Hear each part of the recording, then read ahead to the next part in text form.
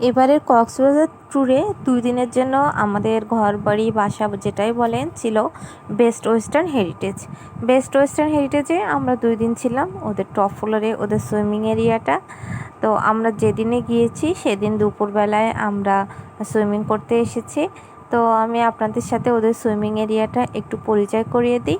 ওদের উপরে এসে উপরের টপ ফ্লোরে বাম পাশে সুইমিং এরিয়াটা, আর ডান পাশে মেবি ওদের ছোটোখাটো একটা রেস্টুরেন্ট ছিল। তো এখানে ওদের সুইমিংটা মানে কিডসদের জন্য আলাদা করে কোনো এরিয়া ওরা করে নাই। আর একপাশে একটু মানে হাইট বেশি যারা তাদের জন্য, একপাশে যাদের হাইট কম তাদের জন্য, মানে একপাশে পানি বেশি একপাশে পানি কম।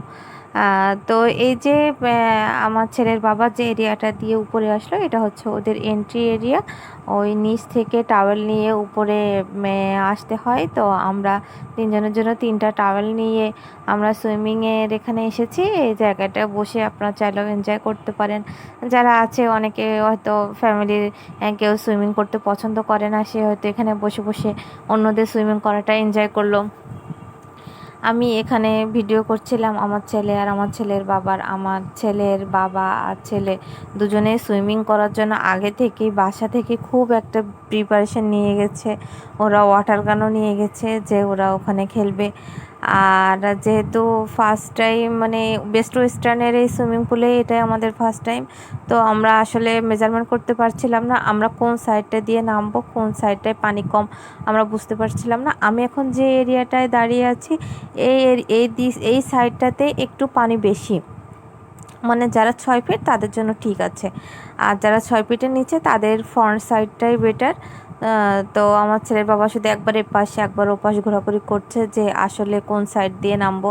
তো এই দিকে কিছু ছেলেরা ছিল, তো যার কারণে এই দিকটা খালি ছিল ভেবে ও ভাবছে আমরা এদিক দিয়ে নামবো, কিন্তু এদিকে তো আসলে অনেক বেশি পানি, ওই হাইটে পাচ্ছিল না আর আমি কিভাবে হাইটে পাবো। আমার ছেলে ও নামার জন্য ছটফট করছে, ওর ছেলের বাবা ওরে ওখানে রেখে চলে গেছে।